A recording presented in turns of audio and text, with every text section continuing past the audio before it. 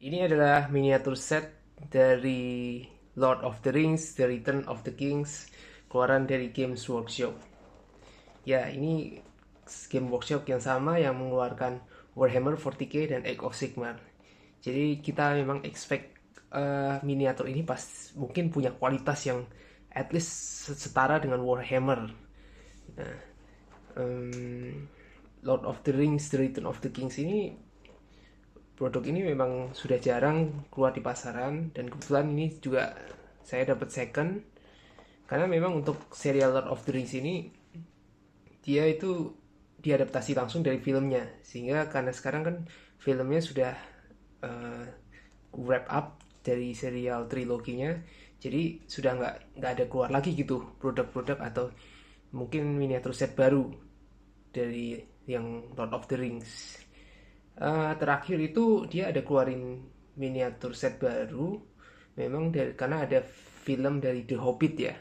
Kalau nggak salah salah satunya tuh ada miniatur set yang diambil dari film pertamanya The Hobbit yang waktu itu Darth itu dengan Bilbo Baggins itu sedang mencoba kabur dari uh, tambang bawah tanah gitu.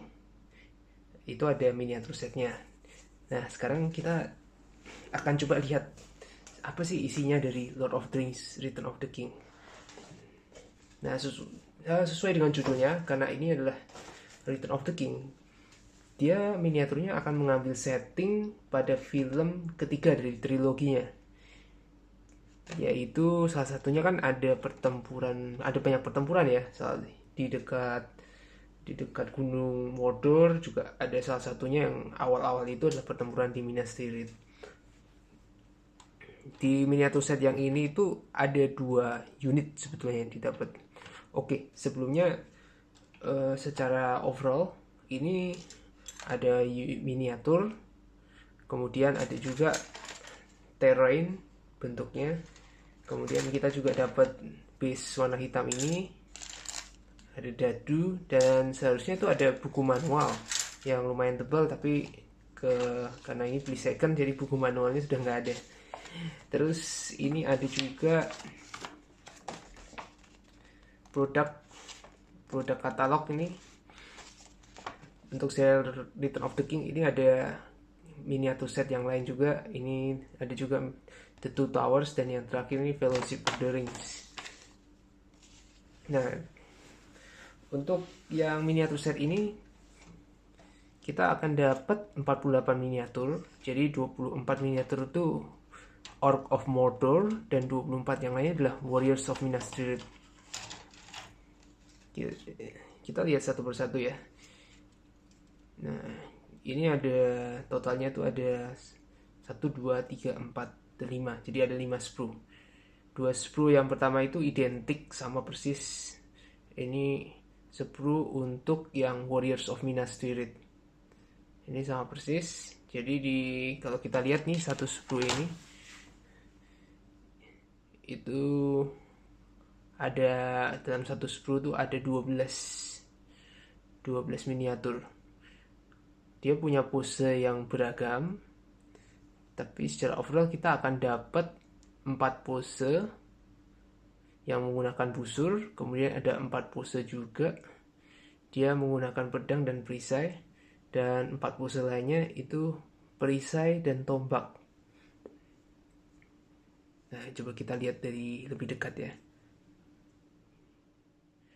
Memang seperti miniatur keluaran Game Workshop, yang selalu miniatur ini pun juga punya kualitas yang sangat baik dan sangat rapi. Kita lihat saja dari quality controlnya sangat bagus. Lihat saja dari miniaturnya, detailnya itu detailnya sangat baik, kemudian juga sangat rapi. Kita lihat parting lainnya tuh hampir nggak kelihatan gitu. Tapi memang variasi modelnya ini tidak terlalu bervariasi gitu. Kelihatannya pose-pose modelnya tuh sangat plain sekali. Ya mungkin memang karena ini tuh adalah miniatur set keluaran lama gitu. Kalau dibandingkan dengan yang keluaran-keluaran baru, memang nggak sebanding. Nah kemudian kalau secara detail pun sebetulnya ini tidak terlalu tidak terlalu detail ya, sangat sederhana. Karena kalau kita lihat banyak part-partnya itu yang bulk gitu, kayak part-part kalau kita bandingkan dengan Warhammer yang baru-baru ini kan lebih banyak part-part yang ringkih kemudian fragile gitu. Contohnya aja kayak misalnya saat warrior yang ini gitu, ini kan dia ada semacam rumbainya gitu ya, kain ya, tapi harusnya kan kain bawahnya tipis begitu, tapi ini kayak dia seperti menyatu gitu. Ini juga kainnya, jadi bagian bawah kain ini seperti menyatu antara depan dengan belakang gitu ya, untuk simplifikasi, tapi secara detail jadi berkurang gitu. Warriors of Minas Tirith ya, memang karena filmnya diadaptasi. Memang kelemahan dari miniatur yang diadaptasi dari filmnya, kalau filmnya tidak ada serial baru atau episode baru keluar ya, dia tidak akan, nggak ada lagi gitu unit-unit baru yang keluar. Tapi mungkin memang agak beda kalau kita bandingkan dengan serial Song of Ice and Fire dari Cool Mini or Not ya. Meskipun itu bukunya belum keluar yang baru, juga serial TV yang di HBO juga sudah selesai, tapi kayak selalu ada saja unit-unit baru yang dia bisa keluarin gitu. Jadi memang kalau dari produsennya mereka, mungkin mereka memang punya antusias untuk develop Song of Ice and Fire, dan mereka memang knowledgeable gitu. Jadi mereka gali informasi mengenai dunia si Westeros. Untuk orknya sendiri juga sama, satu subcrew ini identik dengan yang ini.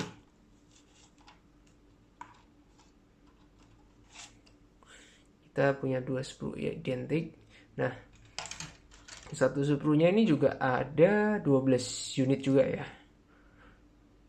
Dia punya pose infantry unit juga, tapi dia punya pose yang jauh lebih bervariasi dibandingkan yang Warriors Minas Tirith. Contohnya untuk pengguna busurnya ada 2. Kemudian ini ada unit yang menggunakan semacam sickle gitu dan pike. Bukan pike, mace ya ini ya. Terus di sini dia menggunakan spear, 2 unit menggunakan spear, dan sisanya nih di bagian atas ini unit yang menggunakan sword and shield. Terus kemudian ada yang menggunakan axe 1, dan 2 unit nih menggunakan glaive gitu. Nah ini yang Orc of Mordor ini malah jauh lebih menarik nih, karena senjata-senjatanya lebih bervariasi. Tapi sama juga seperti yang Minas Tirith, dari detailnya cukup oke ya, pose-posenya juga oke gitu ya, tapi secara intrikasi memang masih cukup kurang ya. Kayak contohnya nih masih banyak, kayak yang tadi udah saya bilang, banyak part-part yang bulky. Tapi itu tidak masalah karena dia diimbangi dengan quality control yang sangat bagus, sehingga kalau kita taruh gitu tuh kelihatan rapi dan enak gitu dilihat di mata. Nah,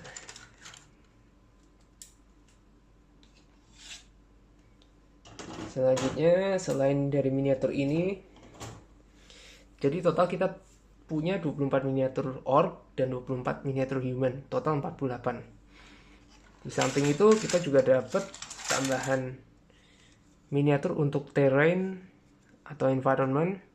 Itu ada miniatur untuk debris gitu yang bisa ditaruh untuk wargamingnya. Terus ini ada yang bulat nih, dia tuh cincin Sauron gitu.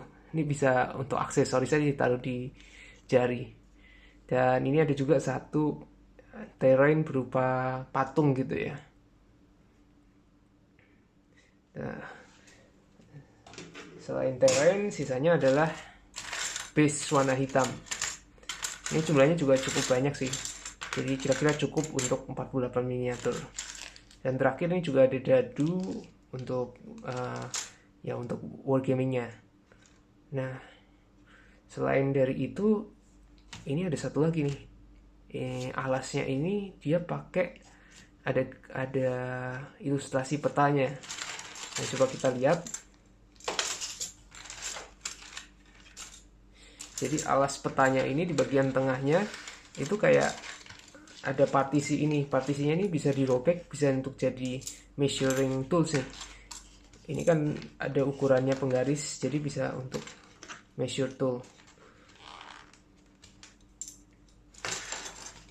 Ini petanya adalah peta Gondor dan Rohan. Jadi Minas Tirith tuh harusnya di sekitar sini, nomor 3. Ini dia. Ini Minas Tirith, ini Osgiliath. Osgiliath tuh bekas ibu kota Gondor gitu. Kalau di film yang Return of the Kings itu dia orang-orang Gondor tuh mau mempertahankan itu dari orc, tapi akhirnya jatuh juga ke tangan orc. Jadi yang memimpin di situ tuh Faramir. Setelah jatuh, Faramir mencoba merebut kembali dengan kavaleri, tapi gagal gitu kalau di filmnya. Nah, ini ada Minas Tirith, ini Osgiliath, kemudian ini gunung Mordor itu nomor 6 nih, Orodruin. Jadi di mana tempat si Frodo itu meleburkan cincin Sauron. Gondor, Rohan seharusnya di sini itu Mirkwood gitu. Nah kalau misalnya kita lihat nih, ini kan ada peta yang lain nih. Ini peta ini tuh nyambung ke sini gitu. Ini kan kelihatan nih kayak ini kan ada danau ya, Rauros. Di sini kan juga ada bekas danaunya. Jadi ini kalau misalnya disambung sebenarnya peta ini bisa gitu. Ini bagian sini sambungnya ke bagian sini gitu. Ini Mirkwood kan sebelah sini. Kemudian ini ada apa lagi? Rivendell itu nomor 2. Kalau di film yang Fellowship of the Ring, habis si Frodo keracunan, dia dirawat di Rivendell sebelum melanjutkan perjalanan. Ya, itu saja review kali ini. Dan itulah isi yang ada di dalam box Lord of the Rings Return of the Kings. Nah, semoga review ini bisa membantu teman-teman yang masih ragu kalau misalnya mau membeli serial miniatur box ini atau tidak gitu. Tapi secara overall menurut saya miniatur ini agak kurang gitu kalau untuk wargaming. Selain itu kan karena memang ini bukan line utama yang dikembangkan oleh Games Workshop, jadi secara rules pun di forum-forum jarang yang memberikan update rules atau ada perubahan-perubahan apa begitu. Unit-unit baru pun jarang ada yang keluar. Ini lebih cocok miniatur ini sebenarnya untuk diorama saja gitu, untuk pajangan, untuk koleksi saja. Tapi kalau secara untuk playing wargaming sebetulnya agak kurang gitu. Ya itu saja video kali ini.